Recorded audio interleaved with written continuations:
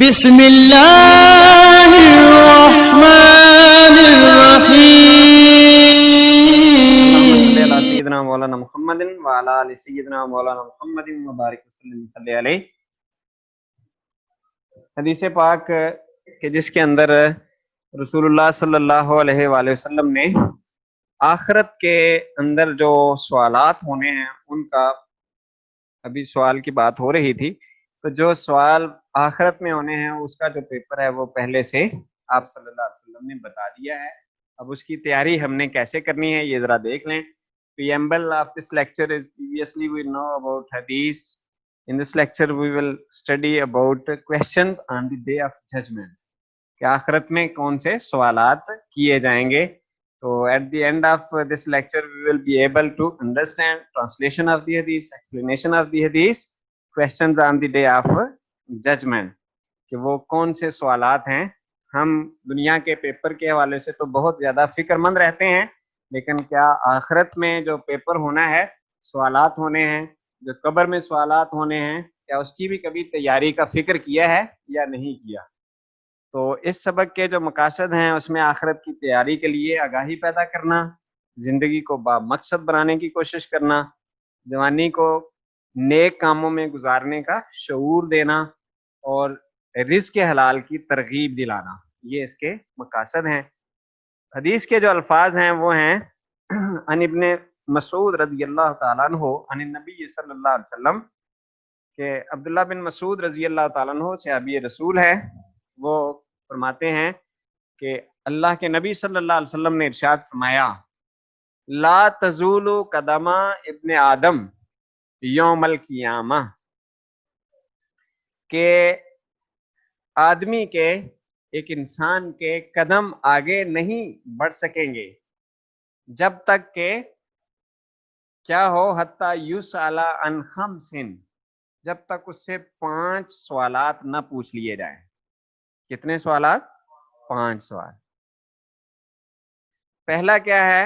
ان عمرہ ہی، اس کی عمر کے بارے میں، اس کی زندگی کے بارے میں، کہ فی ما افناہ، اس نے وہ کن کاموں کے اندر صرف کی، فنا کی. افنا کا مطلب فنا کرنا. وَأَنْ شَبَابِهِ، اور اس کی جوانی کے بارے میں. دوسرا سوال، عمر کے اندر جوانی بھی شامل ہو جاتی ہے لیکن اس کا ایک الگ سے سوال ہوگا. بچپن اور بڑھاپا نکال کے خصوصی طور پر جوانی کے بارے میں بھی سوال ہوگا. ان شبابہ فیما ابلاہ، کہ وہ کس طرح یا کن کاموں میں پرانی کی، جوانی کن کاموں کے اندر گزار دی.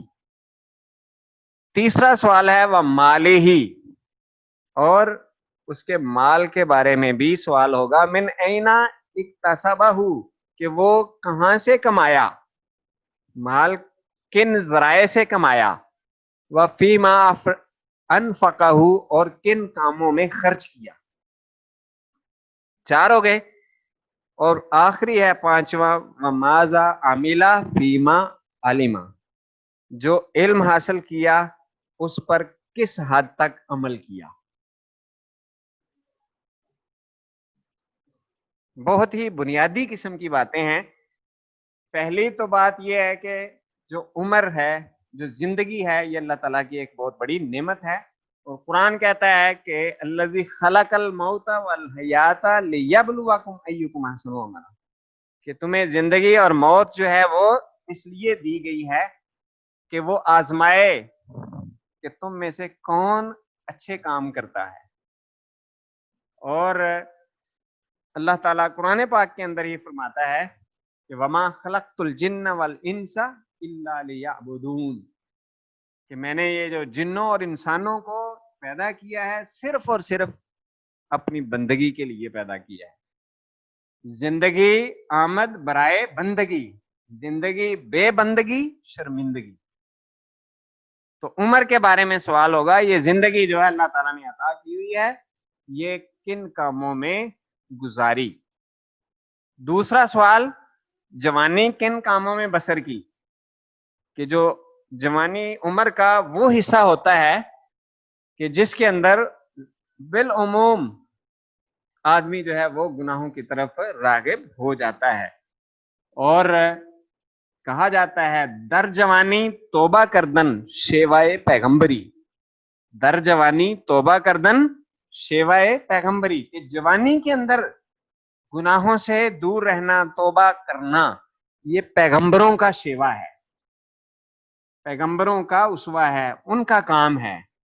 کہ جیسے پیغمبر ہیں وہ جوانی کے اندر بھی نبی پاک صلی اللہ علیہ وسلم کی سیرت کا مطالعہ کر لیں، جتنے بھی نبی ہیں ان کی اسٹڈی کر لیں تو آپ کو پتہ چل جائے گا کہ جوانی بھی ان کی بالکل نیک کاموں کے اندر راہ راست کے اوپر گزری ہے. تو در جوانی توبہ کردن شیوائے پیغمبری، وقت پیری گرگ ظالم می شود پرہیزگار. بالعموم ایسا ہوتا ہے کہ جب آدمی بوڑھا ہو جاتا ہے، اور جوانی میں بھی ہم سنتے ہیں، کہتے رہتے اچھا یار دیکھیں گے، مسجد بھی جائیں گے، اچھا نمازوں کی شروع کریں گے. کسی کو اگر داڑھی کا کہتے ہیں اچھا جی سوچیں گے، رکھیں گے. تھوڑا عمر تو گھر والے بھی کہتے ہیں ابھی تمہاری عمر ہی کیا ہے. اور جب بالکل نہ وہ گھٹنوں کے اوپر صحیح طرح سجدہ کر سکتا ہے، نہ صحیح طرح بیٹھ سکتا ہے، پھر مسجد کی جو ہے نا وہ راہ اختیار کر لیتا ہے.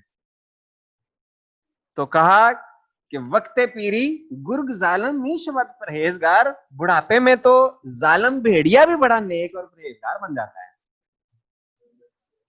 وقت پیری یعنی بڑھاپے کے اندر ظالم جو بھیڑیا ہے وہ بھی بڑا، چونکہ طاقت نہیں رہتی ظلم کرنے کی، زیادتی کرنے کی، کسی کو مارنے پیٹنے کی، کسی کا خون پینے کی، اس ظالم بھیڑیے کے اندر اب طاقت نہیں رہتی، وہ بھی بڑا نیک اور پارسا ہو کر بیٹھ جاتا ہے. تو اصل کیا ہے؟ شیوائے پیغمبری کو اپنایا جائے، ان نیک لوگوں کی سیرت کو اپنانے کی کوشش کی جائے کہ جو جوانی کے اندر بھی گناہوں سے دور رہتے ہیں اور اللہ کو یاد رکھتے ہیں. تو دوسرا سوال جوانی کے بارے میں، اور تیسرا مال کے کمانے کے حوالے سے اور اس کے خرچ کرنے کے حوالے سے. چوتھا، چار ہو گئے. مال کے حوالے سے رزق حلال کی پہلے بھی بات ہوئی کہ رزق حلال یہ قبولیت دعا کا بھی ذریعہ ہے، اور آدمی کی جو نجات ہے وہ اسی میں ہے. آدمی کی دعائیں بھی قبول نہیں ہوتی، عبادتیں بھی قبول نہیں ہوتی اگر آدمی کا رزق حلال نہیں ہے.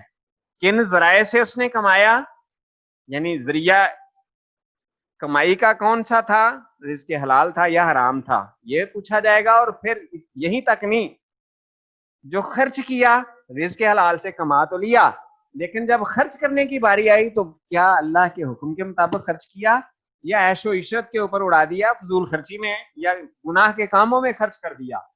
یہ دونوں کے بارے میں پوچھا جائے گا. اور آخری کہ اس علم کا کیا کیا جس کو حاصل کیا تھا، کہ اس کے اوپر عمل بھی کیا یا نہیں کیا. یہ آخرت کے بنیادی جو سوالات ہیں جن کے بارے میں پوچھا جائے گا. لہذا ایک تو اپنی زندگی کو با مقصد بنایا جائے، اس کے بارے میں جواب دینا ہے، اور اس کے اندر جو خصوصی طور پر جوانی کا حصہ ہے اس کو اور زیادہ قدم پھونک پھونک کر رکھے جائیں کہ کوئی گناہ نہ ہو، اور اپنے آپ کو، اپنے علم کو، جو کچھ آدمی کو اللہ تعالیٰ نے دیا ہے اس کو دوسروں کے لیے نفع بخش بنائے، فائدہ مند بنائے. اور لیکن اس کے اندر اصول کیا ہے؟